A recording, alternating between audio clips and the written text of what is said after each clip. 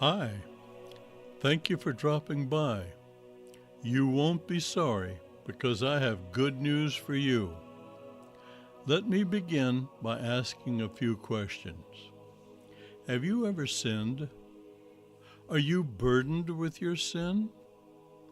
Maybe one big one, or like most people, accumulated sin. Afraid to pray because of what God might think?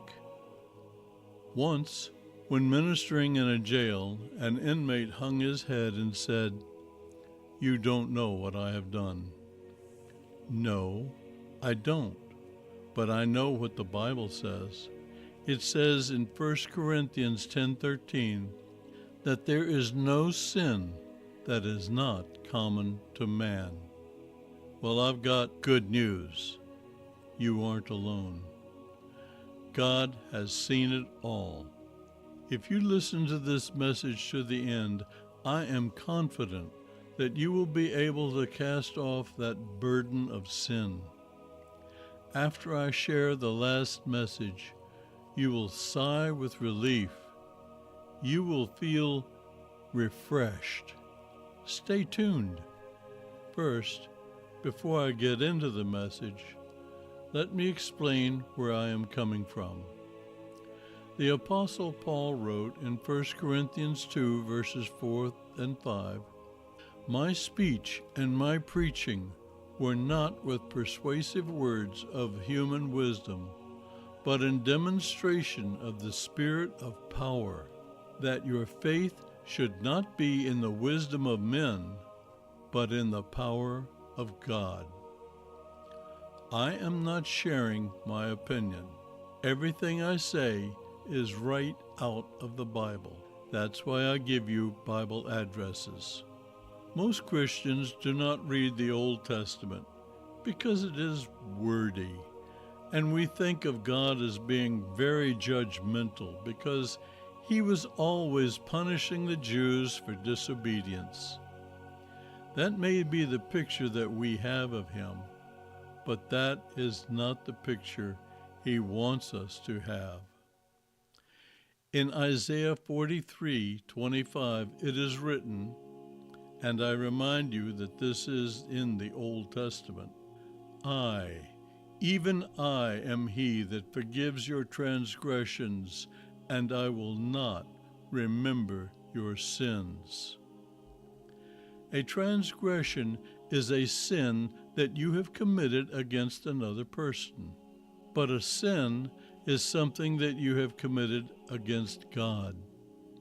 In other words, God forgives all sins, whether they are transgressions against others or sins against him. But the good news is that he does not remember the sin. Now, I'm going to start reading everything else from the New Testament. Let's go to the book of James, chapter 5, verses 14 through 16. "Is anyone among you sick?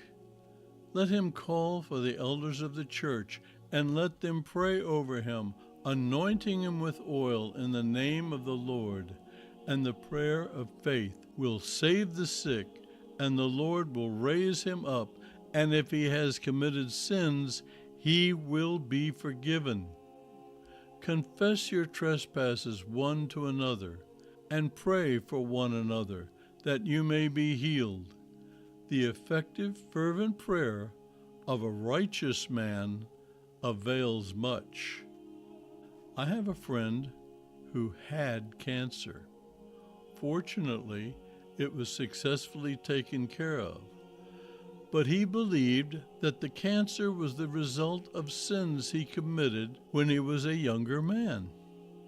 I pointed out that God doesn't work that way. If he did, would he have allowed the previous verse to be put in the Bible? This verse hints that sickness may be the result of sin.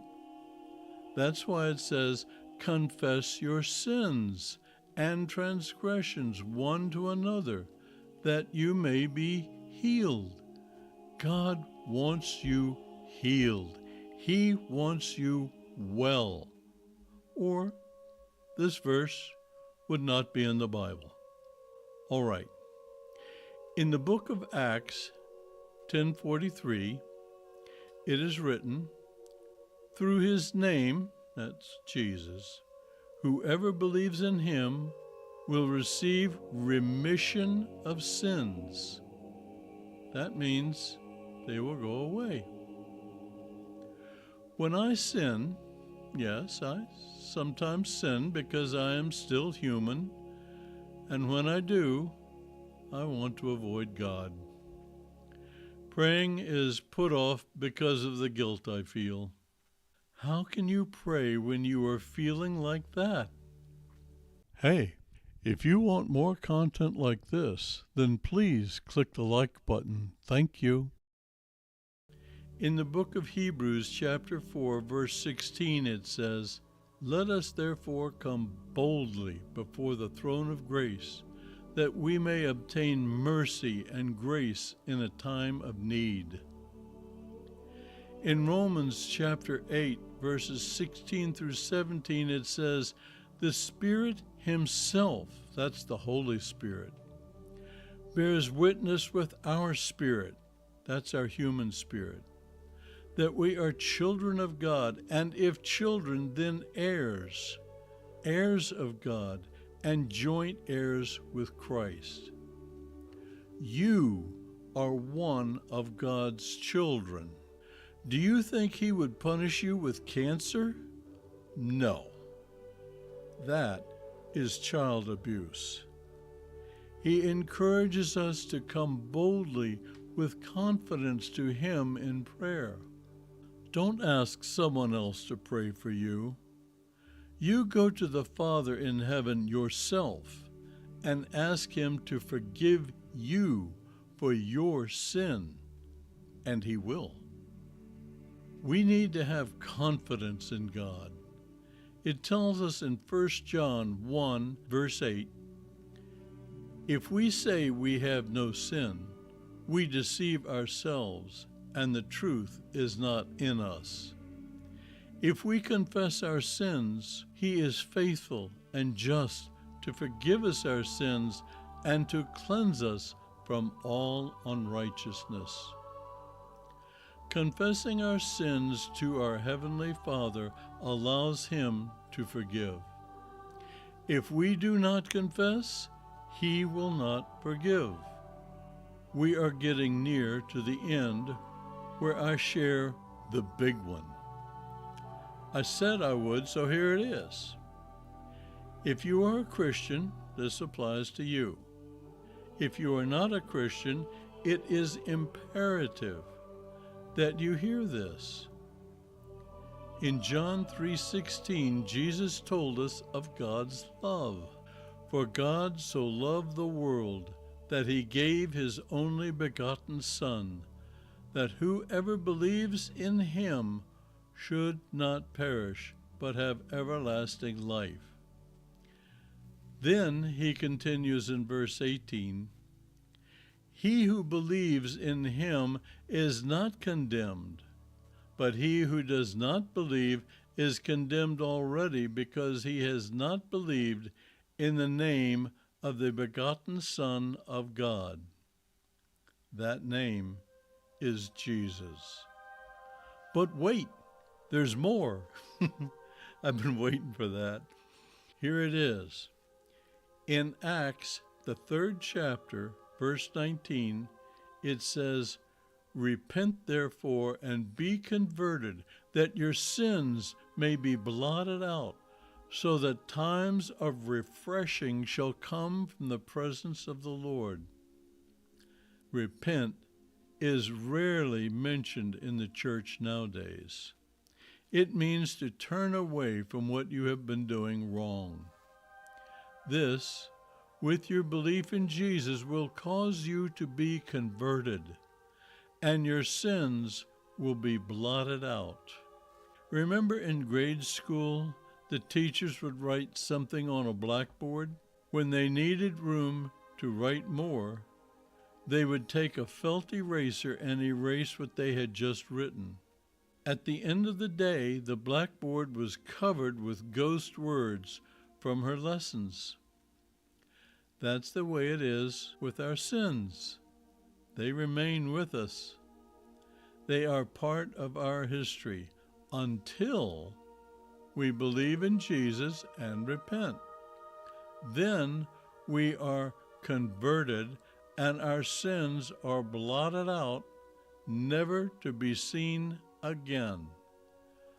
Just like when the teacher took the wet sponge at the end of the day and wiped out all the ghost words, never to be seen again. Now, because you have listened to the end, I have a bonus for you. If you look below the video, you will see the word More.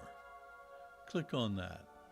Look for my video named God Will Never Stop Loving You.